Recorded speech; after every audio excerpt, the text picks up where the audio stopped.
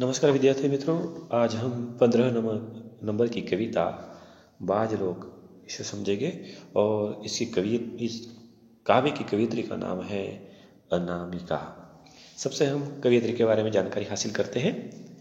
समकालीन हिंदी कवियत्री अनामिका जन्म मुजफ्फरपुर बिहार में हुआ था। यह जो कवियत्री है अनामिका, यह समकालीन हिंदी साहित्य की कवियत्री के नाम से जानी गई है।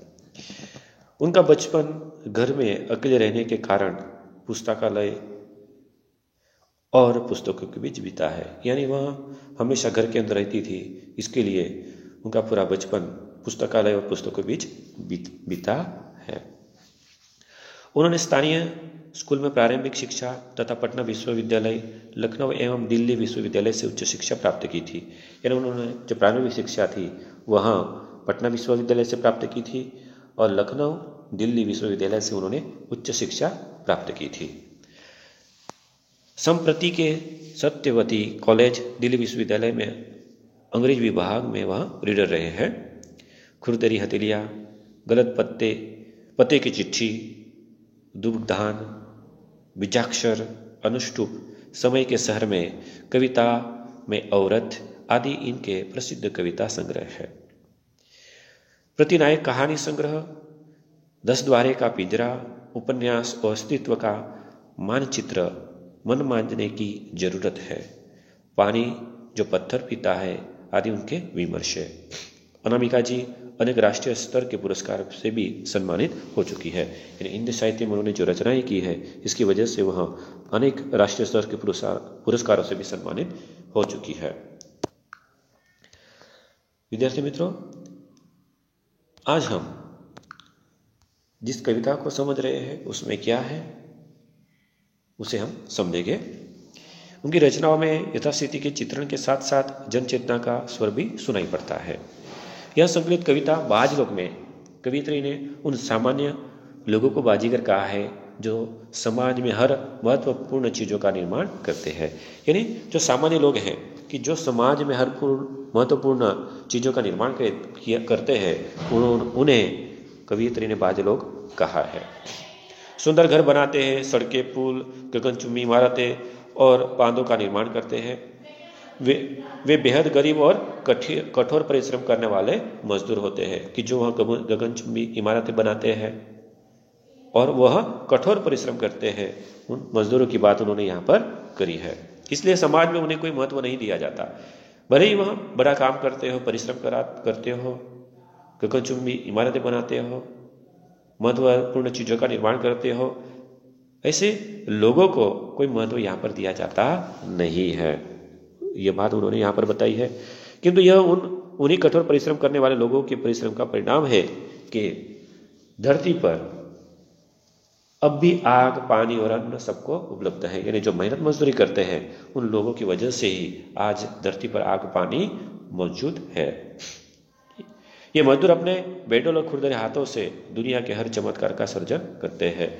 यानी यह जो मजदूर होते हैं उनके हाथ बेडोल और खुरदरे होते हैं, लेकिन वह दुनिया के हर चमत्कार का सर्जन करते हैं। जैसे विद्यार्थी मित्रों, ताजमहल का निर्माण किया गया था, वो ताजमहल का निर्माण भी सामान्य मजदूरों ने किया था, परिश्रम करने वाले मजदूरों ने ही किया था, जो एक चमत्कार है। चलिए इस काव्य को, कविता को हम पंक्तियों के माध्यम से समझते हैं। बाज लोग जिनका कोई नहीं होता और जो कोई नहीं होते कहीं के नहीं होते। यहाँ पर कवियत्री ने बताया है कि बाज लोग कि जिसका कोई नहीं होता और जो कहीं के नहीं होते।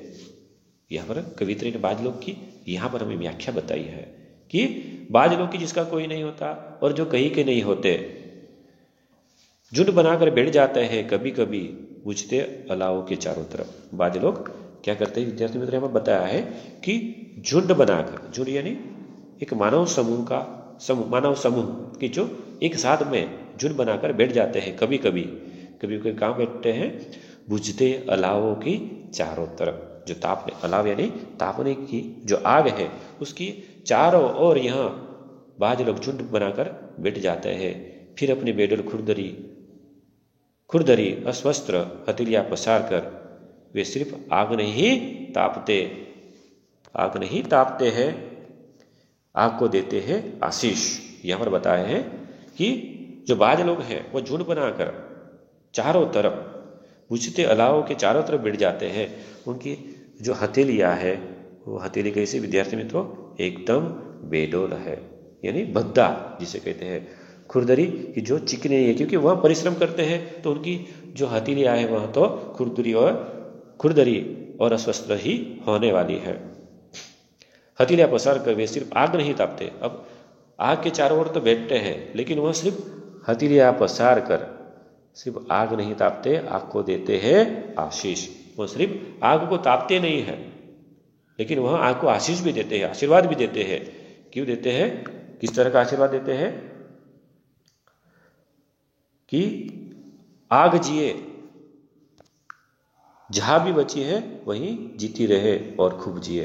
वो आग के चारों ओर झुंड बनाकर बैठ जाते हैं, सिर्फ आग को तापते नहीं है, लेकिन वहां आग को आशीर्वाद भी देते हैं कि आग जिए, जहां भी है वहां जीती रहे और बहुत लंबे समय तक जीती रहे।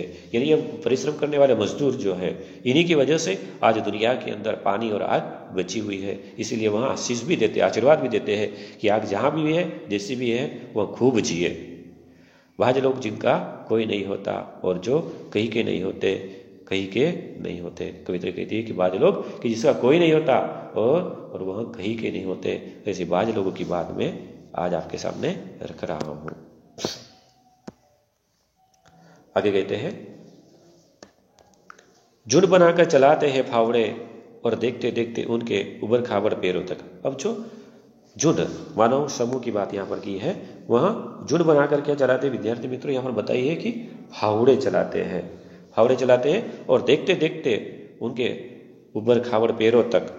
जो उनके पैर है विद्यार्थी मित्रों, वह भी कैसे है? एकदम उबड़ खाबड़ है।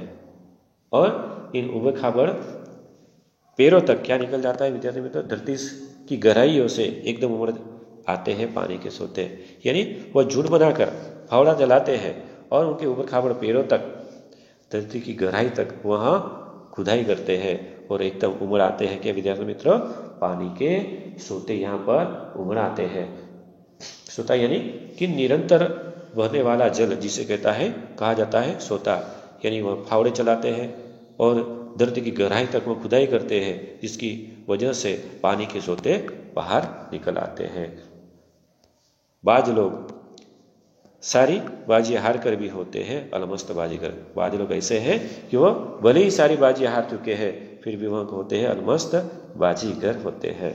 विद्यार्थी मित्रों, यहाँ पर बताया है कि जो हमेशा परिश्रम करते रहते हैं, ऐसे लोग सारी बाजियां हार कर भी आज क्या है विद्यार्थी मित्रों? अलमस्त, एकदम मौजी।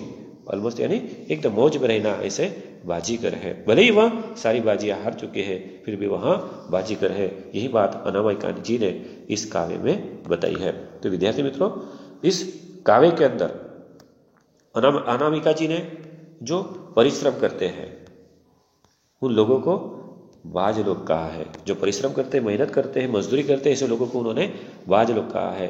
कि इन परिश्रम करने वाले लोगों की वजह से ही आज विश्व के अंदर गगनचुंबी इमारतें हैं, महल है। यानी जो बड़ी चीज़ें, अच्छी चीज़ें हैं, वो उन्हीं की वजह से, उनके परिश्रम की वजह से है। भले ही वह मजदूर है, इसलिए उनके ऊपर कोई ध्यान नहीं देता है, लेकिन ऐसे लोग सारी बाजियां हार कर भी बाजीगर है। इन बाज लोग इस कविता के अंदर अनामिका जी ने यह मेहनत करने वाले मजदूरों की जो मेहनत है, परिश्रम है, उसको यहाँ पर बहुत अच्छी तरह से प्रस्तुत किया है। धन्यवाद।